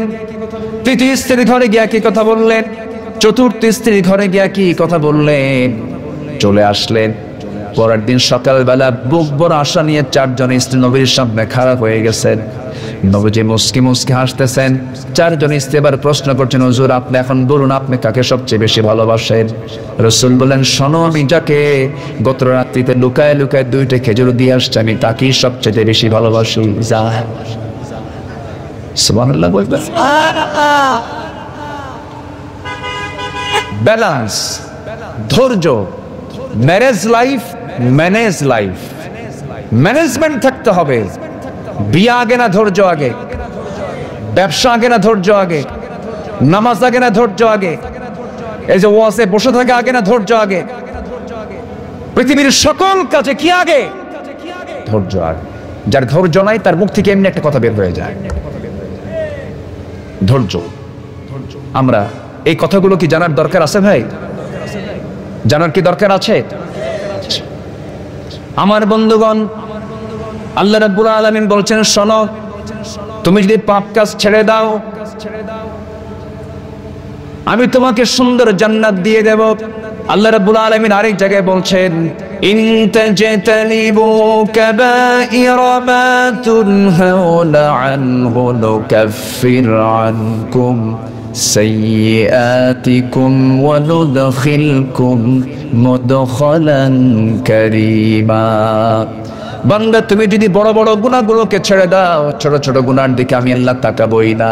শিরকের গুনাহ করলা না, বিদআতের গুনাহ করলা না, জিনার গুনাহ করলা না, সুদের গুনাহ করলা না, ঘুষের কারবার করলা না, খুন করলা না, সন্ত্রাসী করলা না, জুলুম করলা না, অন্যায় বিচার করলা না, আলেমদের বিরুদ্ধে ফাঁসির অর্ডার দিলা না, আমি তোমাকে জান্নাত দিয়ে দেব। কিন্তু এই সমস্ত আকাম কুকামগুলো আছে না নাই? আসতে বলবেন না, আছে না নাই? আপনি একজন নিরাপরাধ মানুষের বিরুদ্ধে সাক্ষী দিলেন, আপনি 1000 বছর সেজদা দিয়ে কোনো কাম হবে না। আপনি বান্দার হক নষ্ট করেছেন। আপনি 14 বার হজ করেছেন। আপনি একামতে দিনের বিরুদ্ধে কথা বলেন। সমাজে জিনার আইন চালু হোক, সুদের বিরুদ্ধে আইন তৈরি হোক, যাকাত ভিত্তিক অর্থনীতি চালু হোক, খুনের শাস্তি জারি হোক, কোরআনের বিধান চালু হোক, আপনি এটা চান না, আপনার কোন নামাজ কবুল হবে না। এরকম হাজি নামাজে আমার দেশে আছে না নাই? আসতে বলবেন না, আছে না নাই? আছে। একামতে দিনকে শুনলি ওদের গায়ে জ্বলে। একামতে দিন শব্দটা আমার শব্দ না, কোরআনের শব্দ? হুজুরদের শব্দ না, কোরআনের শব্দ? কোন দলের শব্দ না, কোরআনের শব্দ? একামতে দিন শব্দটা কোরআনে আছে না নাই? আছে।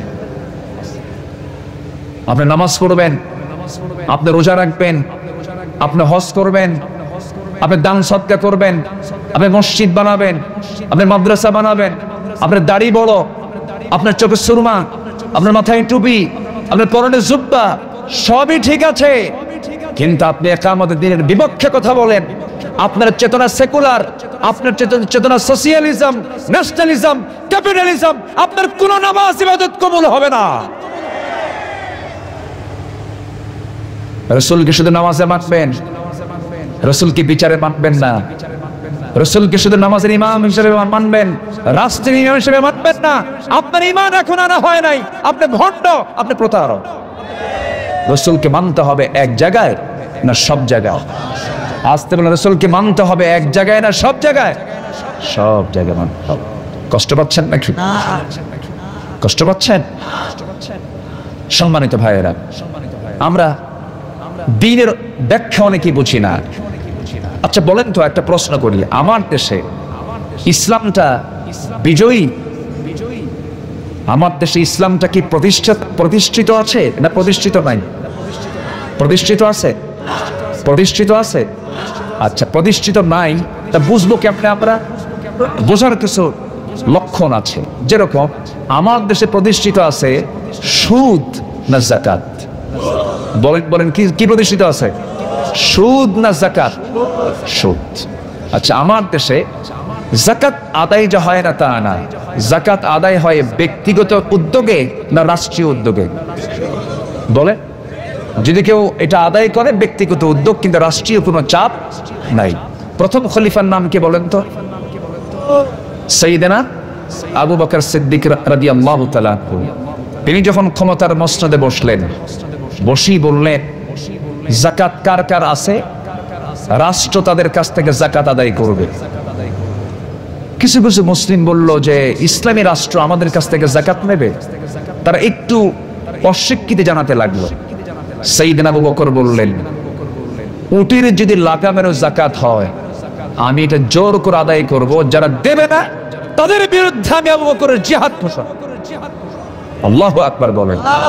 তাহলে ইসলামী রাষ্ট্র কায়েম হলে তখন যারা যাকাত দেবে না তাদের বিরুদ্ধে জিহাদ করবে কে?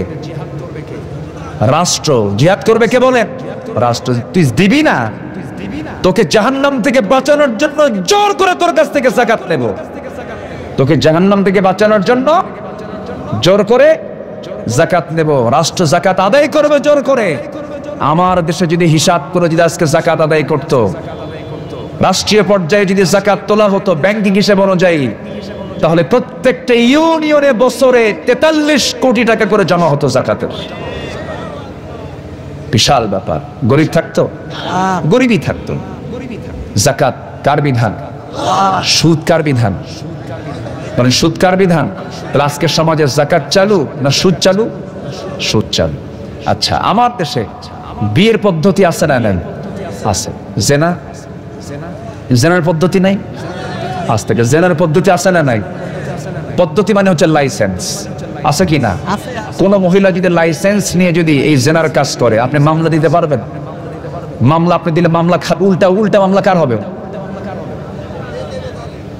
যে মামলা দেবে সে উল্টা মামলা খাবে, কারণ তার হাতে লাইসেন্স আছে, সে জেনা করবে। সে বলতেছে I M A sex worker, আমি একজন যৌনকর্মী, আমার এই যে লাইসেন্স।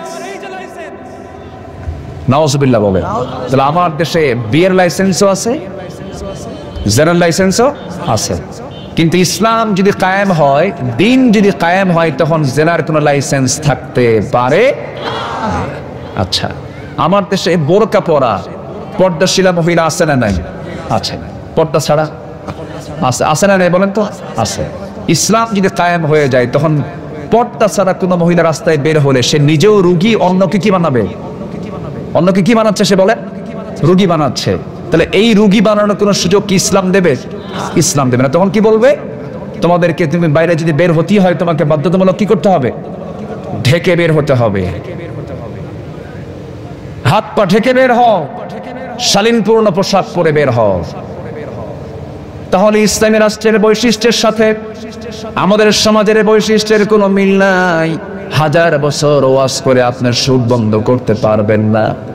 1000 বছর ওয়াজ করে আপনি জেনা বন্ধ করতে পারবেন না। হাজার বছর ওয়াজ করে আজকে আপনি জেনার কারবার বন্ধ করতে পারবেন না।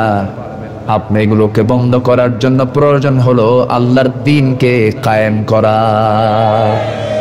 আল্লাহ রাব্বুল আলামিন আমার রাসূলকে কেন পাঠিয়েছেন, কি জন্য পাঠিয়েছেন, মহান রাব্বুল আলামিন সুন্দর করে বলছেন, হুয়াল্লাযী আরসালা রাসূলাহু বিল হুদা ওয়া দীনিল হক লিইয়ুযহিরাহু আলাদ-দীনি কুল্লিহি ওয়া কাফা বিল্লাহি শাহীদা। আল্লাহ রাব্বুল আলামিন তিনি তার রাসূলকে সত্য দিন দিয়ে পাঠিয়েছেন, যেন তিনি এই দিনটাকে, এই ধর্মটাকে, ইসলামটাকে যেন সকল দিনের উপরে বিজয় করতে পারেন। আল্লাহর কাছে একমাত্র দিনের নাম কি বলেন? জোরে বলেন, আল্লাহর কাছে এক নম্বর দিনের নাম কি বলেন? একমাত্র দিনের নাম কি? আল্লাহর কাছে দুই দিন না একদিন? বলেন বলেন বলেন বলেন। আজকে দুনিয়াতে একদিন না হাজার দিন আছে? বলেন বলেন, একদিন না হাজার দিন? হাজারো দিন, কুল্লি, অনেক দিন আছে। হয়তো বলবেন দিনটা কি? দিনের ব্যাখ্যা দিতে গেলে একটু লম্বা সময় লাগবে, একটু মনোযোগ দিয়ে কান খাড়া করে কথাটা শুনতে হবে, একটু সময় আপেক্ষিক, একটু সময় লেগে যাবে, একটু মনোযোগ দিয়ে শোনেন। আমরা এই দিন শব্দটা নামাজের মধ্যে যখন দাঁড়াই, নামাজের মধ্যে সূরা ফাতিহাটা যখন ইমাম সাহেব পড়েন, তখন তিনি 3 নম্বর আয়াতে বলেন মালিকি ইয়াউমিদ্দিন, কিন্তু ওই দিন, কিন্তু এই দিন এটা নয়। আবার আমরা নামাজের মধ্যে আরেকটা দিন আমরা শুনি, সেই দিনটা হলো ইন্নাদ-দীনা ইনদাল্লাহিল ইসলাম ওয়া মা উমিরু ইল্লা লিয়া'বুদুল্লাহা মুখলিসিনা লাহুদ-দীন লা ইকরাহা ফিদ-দীন লিইয়ুযহিরাহু আলাদ-দীনি কুল্লিহি। দেখেন এই সবটা আয়াত, দিন শব্দ আছে না নাই? কিন্তু এই যে এতগুলো আয়াত বললাম, একটার সাথে আরেকটার কোনো অর্থের মিল নাই। আল্লাহ রাব্বুল আলামিন ইন্নাদ-দীনা ইনদাল্লাহিল ইসলাম বলতে এখানে আল্লাহ তাআলা বুঝাচ্ছেন এই দিন মানে হলো জীবন বিধান, আইন। একমাত্র আল্লাহর পছন্দের আইন হলো, আল্লাহর পছন্দের জীবন বিধান হলো একমাত্র আল্লাহর কাছে পছন্দনীয় একমাত্র দিন, তার নাম হচ্ছে ইসলাম। তার নাম কি বলেন? ইসলাম। ইসলামের বিকল্প আরো দিন এই দেশেও আছে না নাই? আসতে বলবেন না আছে না নাই? পার্শ্ববর্তী দেশে আছে না নাই? গোটা দুনিয়া জুড়ে আছে না নাই? গবেষকরা বলছেন এই 200-এরও বেশি দেশে 800 কোটি মানুষের এই দুনিয়ায় 70 থেকে 80টি দিন আছে, 70 থেকে 80টি মানব রচিত মতবাদ আছে। এই 880 থেকে 90টা যে মানব রচিত মতবাদ, এর মাঝে আল্লাহ তাআলা একটা তার দিন দিয়েছেন, তার নাম হলো ইসলাম। গোটা 80 থেকে 90টা মতবাদ সবগুলো রিজেক্ট। এগুলোকে বিশ্বাস করলে পরে ঈমান থাকবে না যাবে? আজ থেকে ঈমান থাকবে না যাবে? ওই রকম দুনিয়ার আইনকে বিশ্বাস করে নামাজি আমার দেশে আছে না নাই? আছে। আল্লাহ রাব্বুল আলামিন আমার কথা নয়, বাড়ি থেকে মিলায় দেখবেন, وَمَن يَبْتَغِ غَيْرَ الْإِسْلَامِ دِينًا فَلَن يُقْبَلَ مِنْهُ وَهُوَ فِي الْآخِرَةِ مِنَ الْخَاسِرِينَ। আল্লাহ বলছেন যারা বেহায়ার মতো আল্লাহর দিনকে ছেড়ে দিয়া মানুষের তৈরি করা বিধান, সুদের বিধান, পুঁজিবাদ, ন্যাশনালিজম, ক্যাপিটালিজম, সেকুলারিজম, সোশিয়ালিজম, এই সমস্ত মানুষের তৈরি করা মতবাদকে যারা গ্রহণ করবে, আমি তার কোনো কিছুকে গ্রহণ করব না, সে ক্ষতিগ্রস্ত হয়ে যাবে। এটা কি মোল্লার কথা না আল্লাহর কথা? কার কথা? আল্লাহর কথা। আমার নামাজ বিফলে চলে যাবে, রোজা বিফলে চলে যাবে, সবকিছু বিফলে চলে যাবে যদি আমি আল্লাহর জমিন, আল্লাহর দিন কায়েমের চেতনা যদি আমার মধ্যে লালন না করি। আমার বন্ধুগণ, খাদিজা যখন দুনিয়া থেকে বিদায় নেন তখন কিন্তু দিন কায়েম হয় নাই, কিন্তু দিন কায়েমের চেতনা তার মধ্যে লালন ছিল। সুমাইয়া শাহাদাত বরণ করেছেন, বুকের মধ্যে বর্ষা ঢুকে সুমাইয়াকে শহীদ করে দেওয়া হয়েছে। সেই সময় কিন্তু দিন কায়েম হয় নাই, কিন্তু দিন কায়েমের পক্ষে তিনি ছিলেন। ইউকতাল আও ইয়াগলিব ফাসাউফা নুতিহি আজরান আযীমা। আমার বন্ধুগণ, এই জন্য আল্লাহর জমিনে দিন কায়েমের জন্য আমাদের কাজ করার দরকার আছে না নাই? আসতে বলবেন না আছে না নাই? এই কাজটাই হলো মূল কাজ, এই কাজটাই হলো মূল কাজ। যদি মাথা যদি ঠিক থেকে যায় গোটা বডি ঠিক থেকে যাবে, মাথা যদি পৌঁছে যায় এই বডির কোনো দাম আছে নাকি? এই মাথা থেকে পা পর্যন্ত আমার পা চলে গেছে আমি বাঁচবো, আমার হাত চলে গেছে আমি বাঁচবো, কিন্তু মাথা নাই আমি কি বাঁচবো নাকি? এই জন্য দিনকে পরিপূর্ণরূপে মানতে গেলে মাথাটা ইসলাম পৌঁছা দিতে হবে, মূলে ইসলাম পৌঁছা দিতে হবে। কোরআনটা শুধু তেলাওয়াতের মধ্যে মানলেই চলবে না, কোরআন শুধু ঝাড়ফুঁক দিলেই হবে না। অসুখ হয়েছে, ডাক্তারের কাছে গেলাম, ডাক্তার আমাকে প্রেসক্রিপশন দিয়ে দিলেন, জ্বর হয়েছে প্যারাসিটামল খান, ব্যথার ওষুধ দিয়ে দিলেন। আপনার সমস্ত ওষুধগুলো ডাক্তারের কাছ থেকে নিয়ে এসে বাড়িতে এসে করলেন কি, ফার্মেসি থেকে ওষুধ না নিয়া বাপ গেছিল হজে, জমজম কুবের পানি এক গ্লাস ভরায় নিয়ে গ্লাসের মধ্যে আপনি প্রেসক্রিপশন চুবালেন আর পানি পান করলেন। অসুখ ভালো হবে নাকি? অসুখ তো ভালো হবে না। আপনার অসুখ ভালো করার জন্য ডাক্তার চেক আপ করে আপনাকে যে ওষুধটা দিয়েছেন, ফার্মেসিতে গিয়ে সে ওষুধটা মেয়াদ ছাড়া নিতে হবে না, মেয়াদওয়ালা নিতে হবে। মেয়াদ উত্তীর্ণ নেওয়া যাবে না, মেয়াদ আছে এমন ওষুধ আপনাকে নিতে হবে, নিয়ে খেতে হবে অসময় না সময়ে, অনিয়ম না নিয়মে, নিয়ম মতো সময়ে সময়ে আপনাকে খেলে পরে আপনি সেই সময় আশা করতে পারেন আপনি সুস্থ হয়ে যাবেন। ঠিক তেমনই কোনটা শুধু আপনি তেলাওয়াত করলেন কিন্তু এটাকে খেলেন না, সমাজে চালু করলেন না। আবার আপনি কোরআনটাকে মানলেন কিন্তু নিয়ম মাফিক মানলেন না। নামাজ মানলাম, যাকাত মানলাম না, যাকাত মানলাম, এরপরে পর্দা মানলাম না, রোগী ভালো হবে? রোগী ভালো হবে? এই জন্য ইসলামের পরিপূর্ণ ফায়দা পেতে হলে, ইসলামের পরিপূর্ণ স্ট্রাকচার যদি আমরা সমাজে দেখতে চাই, সমাজে প্রতিষ্ঠা করতে হবে কার দিন? আসতে বলেন কার দিন? ওই দিন কায়েম করতে গিয়ে যদি প্রয়োজনে আমাদের জান দিতে হয়, মাল দিতে হয়, শিখিয়েছেন মুহাম্মদুর রাসূলুল্লাহ। মুহাম্মদুর রাসূলুল্লাহ সাল্লাল্লাহু আলাইহি ওয়াসাল্লাম তিনি শিখিয়েছেন। তার দাঁত ঠিকই ছিল, দাঁত ভেঙেছেন কোথায়? বলেন বলেন বলেন, কিসের কাজ করতে গিয়া? দিনকে বিজয়ী করতে গিয়া। ওয়াজ করতে গিয়ে আপনার কিছু হবে না, নরম নরম ওয়াজ করলে আপনার কোনো সমস্যা নাই। যখন আপনি বলবেন জেনা হারাম, সুদ হারাম, যাকাত চালু করো, মিথ্যা অন্যায় জুলুমের বিরুদ্ধে কথা বলতে হবে, আপনি যখন বলবেন আপনার শত্রুর সামনে এমনি দাঁড়ায়া যাবে, ঠিক কিনা? আমার নবীজি যখন বলে ফেললেন সুদ চলবে না, জেনা চলবে না, এই সমস্ত হারাম কাজগুলো বন্ধ করতে হবে, মদের বোতল বন্ধ করতে হবে, মুখোমুখি হলো শত্রুরা। বদর চলে এলো, উহুদ চলে এলো, খন্দক চলে এলো, প্রত্যেকটা যুদ্ধে পাড়ি দিলেন মুহাম্মদুর রাসূলুল্লাহ, মুহাম্মদুর রাসূলুল্লাহ সাল্লাল্লাহু আলাইহি সাল্লাম। তাহলে আমার বন্ধুগণ, প্রথম আয়াত থেকে আমরা একটা বিষয় শিখে নেই, সেটা হলো আমরা জীবনে পাপের কাজে ইচ্ছে করে আমরা কেউ যাব? হঠাৎ কোনো কিছু হয়ে গেলে তওবা করে নেব কার কাছে? আল্লাহর কাছে। নাম্বার 2, আল্লাহ তাআলা বলছেন যারা পাপ কাজ করবে তারা হবে জাহান্নামের স্থায়ী বাসিন্দা। আর পাপ মুক্ত হয়ে যারা দুটা কাজ করবে, কটা কাজ বলেন? দুটা কাজ। ওয়াল্লাযীনা আমানু, যারা ঈমান আনবে। যারা কি আনবে বলেন তো? ঈমান আনবে।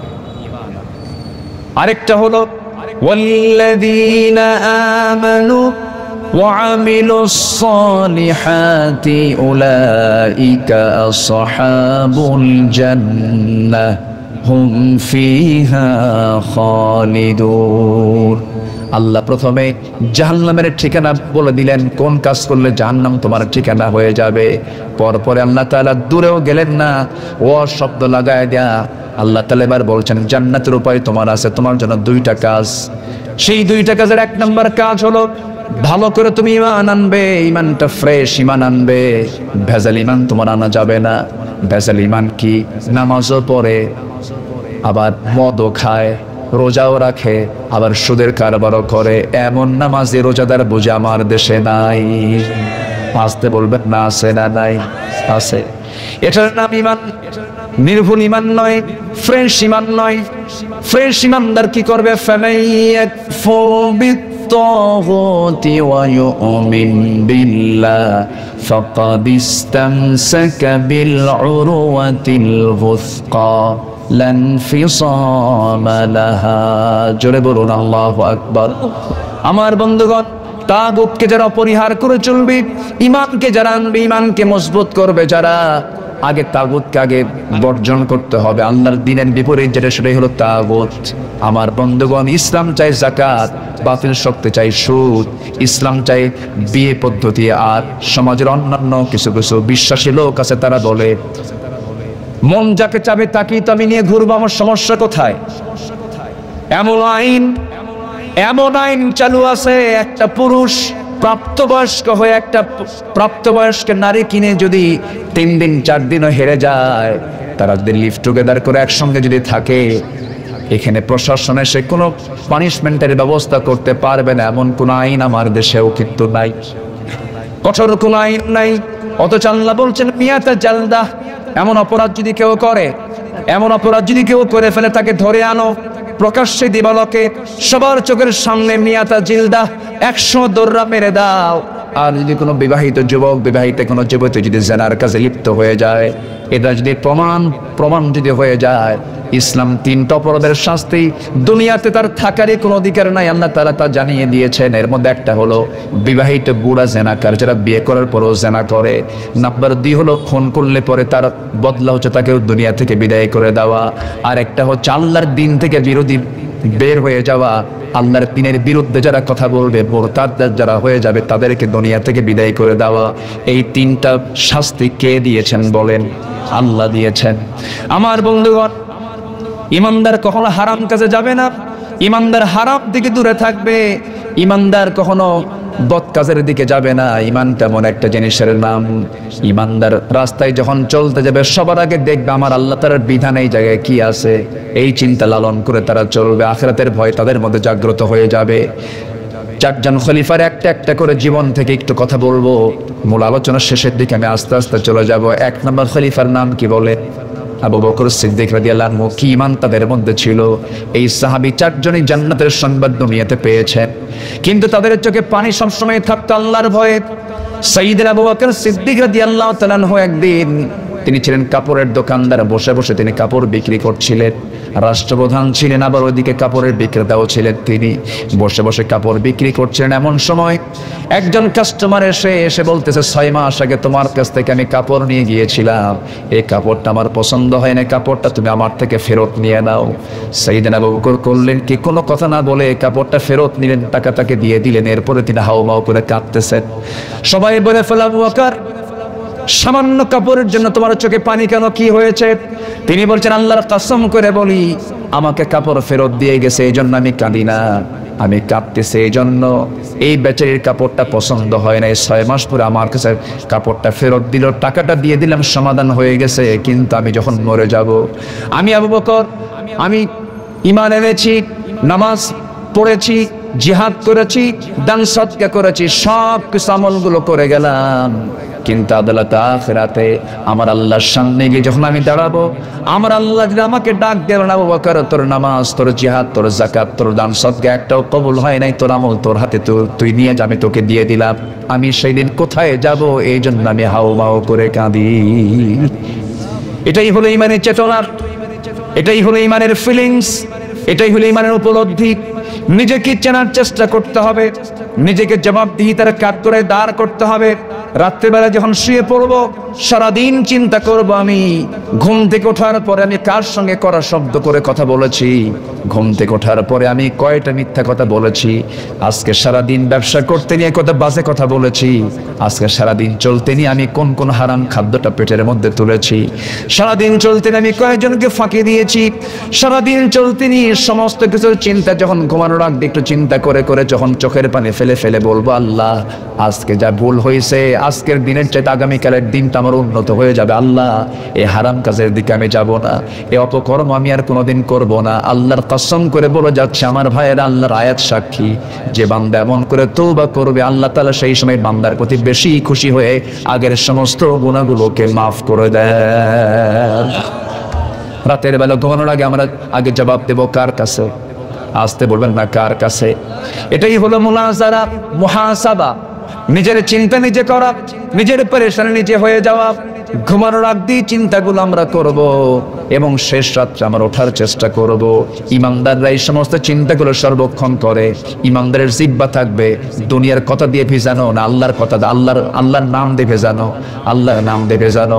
ইমানদার যখন ফজরের সময় যখন হয়ে যাবে, ইমানদারের পিঠ চুলকাতে থাকবে, ইমানদার অস্থির হয়ে যাবে, আমি কখন বিছানা থেকে উঠবো। ইমানদারের যখন শেষ রাত্রের দিকে যখন ঘুম থেকে উঠতে দেয়, ওই সময় শয়তানও ফাঁদ পাতে। শয়তান তখন 3টা গিট মেরে দেয় ওই ইমানদার বান্দার মধ্যে। এসে কাছাকাছি এসে ওয়াজ শুরু করে দেয়, আলাইকা লাইলুন তাফিল, আলাইকা লাইলুন তাফিল, তোমার রাতটা আজকে অনেক লম্বা, ঘুমিয়ে থাকো, ঘুমিয়ে থাকো। ওই সময় 3টা গিট মেরে দেয়। আমার রাসূল বলতেছেন, ও সাহাবীরা শোনো, এই 3টা গিট ছুটানোর জন্য 3টা আমল তোমরা করবে। নাম্বার 1, যখন ওই সময় বান্দা গা ছেড়ে দিয়ে আল্লাহর নাম নিয়ে দোয়াটা পড়ে যখন সে বিছানা থেকে নিজের পিঠটা সরায়া বসে পড়বে, সঙ্গে সঙ্গে শয়তানের একটা গিট ছুটে যায়। ওসে যখন বানায় নেয় 2টা গিট ছুটে যায়। বান্দা যখন পায়ে হেঁটে হেঁটে যখন মসজিদের দিকে রওনা দিয়ে দেয়, নামাজে যখন দাঁড়ায়, সঙ্গে সঙ্গে 3টা গিট ছুটে গেল। সারাটা দিন শয়তান তার কাছে আসার সাহস পায় না।